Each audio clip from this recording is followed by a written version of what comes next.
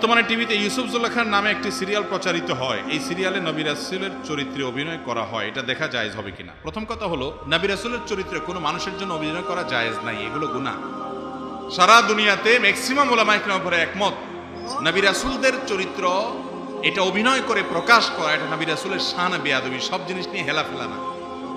আর দ্বিতীয়ত হলো, এই সমস্ত এই তথাকথিত ইউসুফ জুলেখা নাম দিয়া আপনার প্রেমের কাহিনী দেখাচ্ছেন, অথচ ইউসুফ আলাইহিস সালাম তিনি অবৈধ রিলেশন, হারাম সম্পর্কের যে অফার পেয়েছেন সুন্দরী মেয়ের তরফ থেকে, জুলাইখার তরফ থেকে, তিনি সেটা গ্রহণ করেছেন নাকি ডিনাই করেছেন?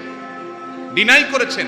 ডিনাই করার কারণে তাকে জেলে যেতে হয়েছে, অপবাদ সহ্য করতে হয়েছে, অত্যাচার সহ্য করতে হয়েছে, তারপরেও তিনি তার চরিত্রে কালিমা লেপন করতে দেন নাই।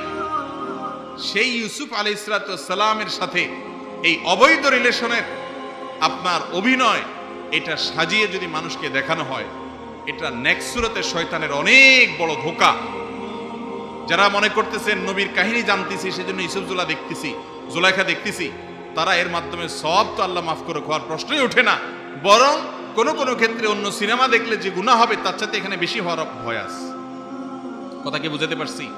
একজন নবীর চরিত্র, এটা ফাজলামি করার বিষয় না। দ্বিতীয়ত হলো যে, আপনি নবীর ইতিহাস যদি জানেনও, নবীর চরিত্র ধরেন এখানে কোনো কালিমা দেয়া হলো না, তারপরেও সেখানে মিউজিক আছে, গান আছে, হারাম যে সমস্ত দৃশ্যগুলো আছে, পর্নারি আছে, সেগুলো আছে না? এগুলোর মধ্যে এগুলো ছাড়া হয় এই সমস্ত সিনেমা? তাহলে এগুলো দেখা মুসলমানের জন্য জায়েজ হওয়ার কোনো সূরত নাই। নেক্সট সূরাতে ধোঁকার মধ্যে পড়বে।